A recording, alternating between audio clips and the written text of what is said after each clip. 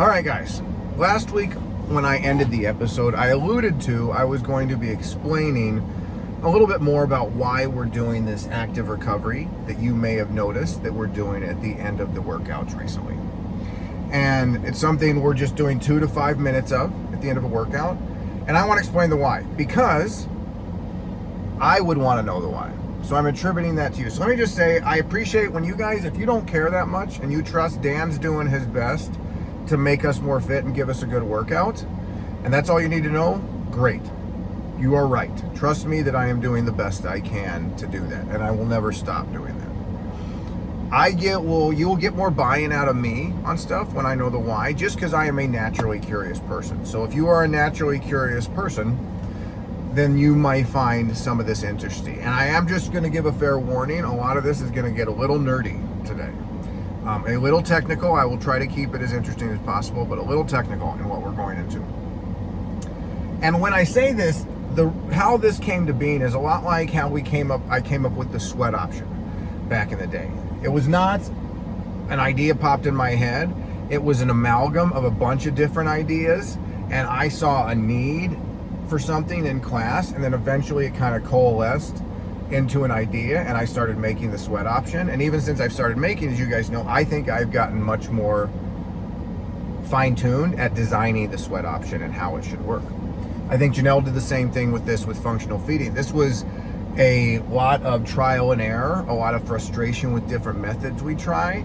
I had kind of planted a seed in her head, but then this was a formation of a lot of different ideas and experience that how can I help people as well as I can eat better for the rest of their life, and this is how functional feeding came to be. So this is how, another way this active recovery came from. I did not invent this idea, and let me give credit where credit is due. A lot of this came from Chris Hinshaw, who is a genius on this, but there's some of the scientific stuff and some of the other angles. It wasn't just him, but I would say at least half of it came from Chris Hinshaw. He's very smart in this field.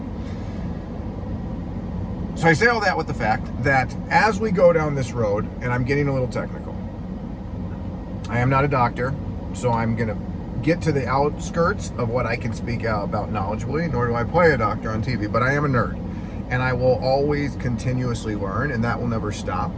When I started training you guys that were with me 10 years ago, there was no program you could buy. The only program was either crossfit.com or you made your own, and I was making my own because I liked it, and I don't think it was terrible. It was also not near as efficient as what I am doing nowadays, and not near as thought through. But I have continuously learned, and I have gotten better, and in 10 years I would like to still be doing this, and I guarantee I will be better then than I am now. And this may be one of those stepping stones with this active recovery. And as I've gotten older, and you guys have gotten older with me, let me just state the importance of this. All things considered equal, guys, your VO2 max potential and your heart rate max potential in life peak around age 35. That doesn't mean it peaked for you then. I think mine peaked more around 40 because I got into CrossFit late.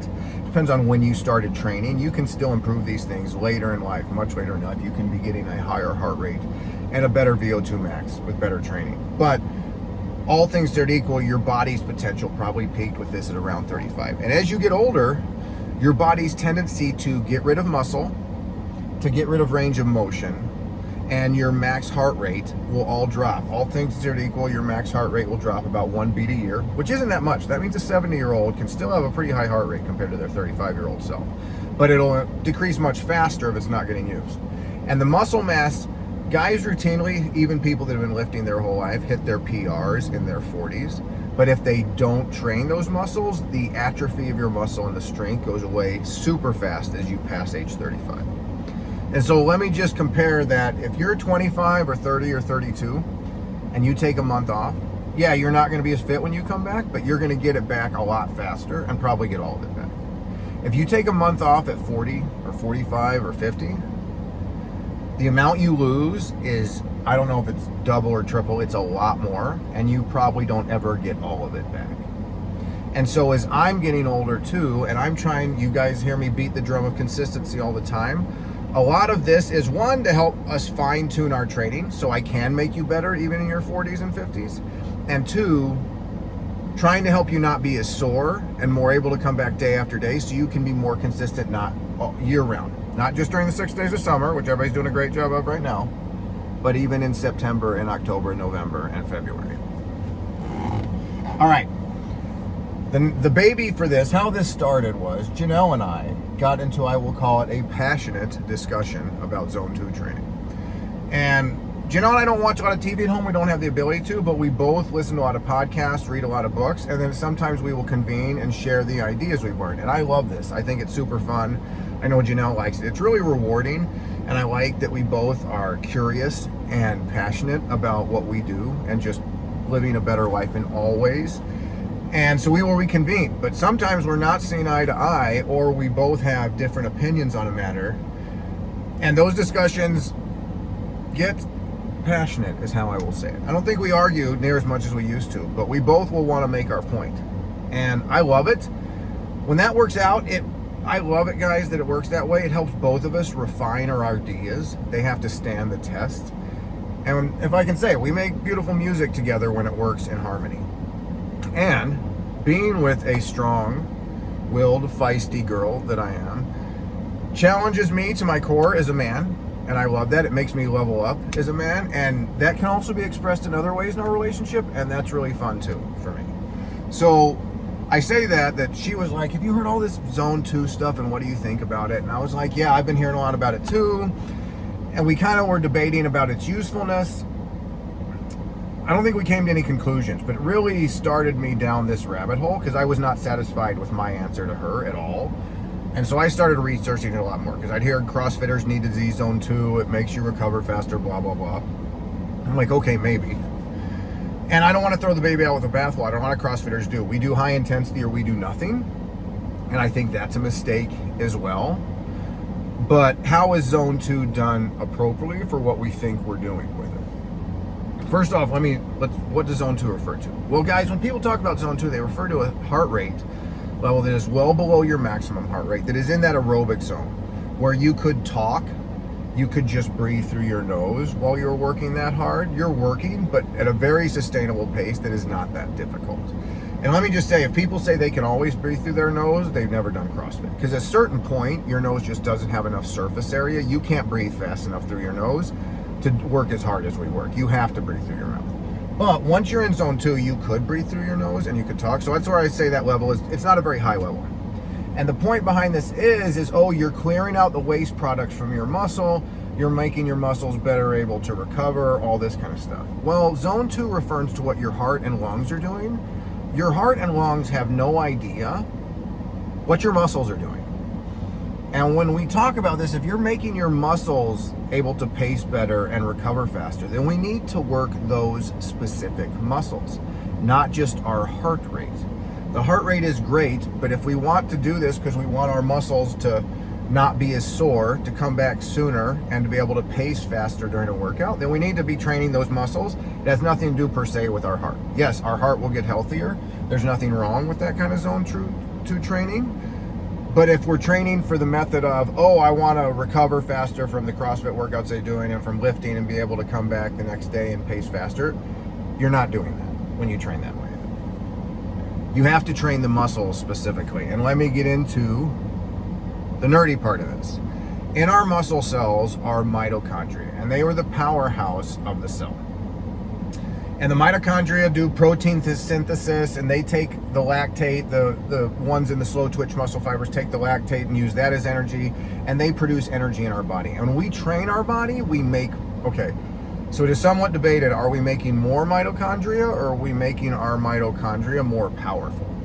And it seems like maybe there's both, though I'm, again, hitting the outer limits of what I can speak on intelligently. But I've read studies where, for sure, when you're doing high intensity like we do, you are making your mitochondria, specifically in the fast twitch muscle fibers, the type 2, you're making them bigger, stronger, and more powerful. That is for sure. And you're also having an effect on the slow twitch fibers also.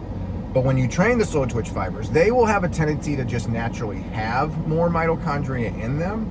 Are you making more, or are you the ones that are in there becoming more powerful? Who cares? Ultimately, we know what is happening is you're training these muscles to get better at clearing out waste, using some of the waste as energy, and clearing out waste. So what I mean by that is, we produce lactic acid, which is basically lactate and acid. Lactate is something the mitochondria and slow twitch muscle fibers can use as energy. And this is different than I learned in school. When I was in college, we just thought lactic acid was all waste. It is not. Some of it, the lactate part, gets used as fuel. You guys are like, who cares? And the acid part needs to get pumped in your bloodstream and taken out of the body. And the slow twitch muscle fibers, the type 1, do this in the mitochondria. So how do we stimulate that to happen? If that's what we're trying to do, there's several benefits from this. Rather than the lactic acid, the waste products just pooling in your muscles, and then you get those sore quads from squats that don't go away for a week, how do we clear that out? Well, we start doing it right away, and we do it by incorporating the slow twitch muscle fibers, which only work when you're working aerobically, when you're working in that zone 2 level at some point. As well, in a workout, we don't want to have our slow twitch fibers just wasting time while we're going anaerobically, and they can help a lot because they could be working, actively using up the lactate, the waste products that are happening in the fast twitch muscle fibers, which are working. And so both during a workout and after a workout, we can train our bodies to be more efficient, so we can pace faster. So next time you do Cindy, you can get an extra round because you can work a little bit faster for the whole time. And then after the Cindy, you're not going to be as sore for 3 days in your lats because you worked your lats in a specific way to help your slow twitch fibers during the zone 2 training clear a lot of that waste product out. So how do we do this? How we've been doing it. You will let your heart rate come down, not to where you're rested, but just to where you could walk around. Maybe you don't want to walk around yet. Maybe you just want to lay on the floor still and bask in the afterglow of the fact that you're done, but you're not done anymore. You're going to do active recovery. And you're going to stand up and do this, even though you're kind of tired, but not that tired. At this point now, you can talk to your friend and talk about how bad the workout sucked. You're not about to puke. You're still breathing heavy, but you're not totally done. You're not totally fighting for your life, is what I will say. So we wait 90 seconds to 2.5 minutes, and then we work those muscle fibers slowly and steadily in a way that lets the slow twitch muscle fibers do the work. So this means it is not heavy, it is not fast, it is not hard. This is not meant to be heavy, hard, or fast. It is not meant to feel like another workout. It's meant to feel a little harder than laying on the floor, but it is still meant to help you recover. So you should be able to talk while you're doing this. You should be able to move steadily. If it's getting hard and it's burning, you're actually doing it wrong. This should be a nice steady thing. And what you'll find is, I think very quickly, is that you're able to do these active recovery things and you actually recover even faster while you're doing it. Your heart rate comes down even faster because your muscles are going to get more efficient at processing the waste products you just made by working really hard. So I say all that with the fact that that's why we're doing this, and the benefits should be immediate in the sense of you may not be as sore because we're doing it right now. The longer term benefits of your ability to pace faster in workouts and recover faster long term, those benefits are going to take longer to achieve. But this is something, going back to my original point, as we get older, the devil is in the details. The precision with which we need to work out becomes much more important. And this is us becoming more precise with how we do our workouts. So I'm about to turn 50.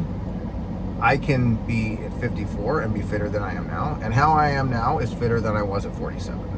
And so even though life wants to suck all the life out of me and make me decline, I am fighting that and actively growing. And let me just say, looking at a lot of people in the gym that have been with me a long time, I ain't the only one. There's a lot of people that have never looked better, and I've known them for the last 10 years. All right, guys, I hope you were able to stay with me through all of that. Let me know if you have questions. I think we'll get back to a Devil's Details next week, and then I think I am going to talk about functional feedings, Genesis, down the road, if I'm brave enough to do that. Right on. I'll talk to you later.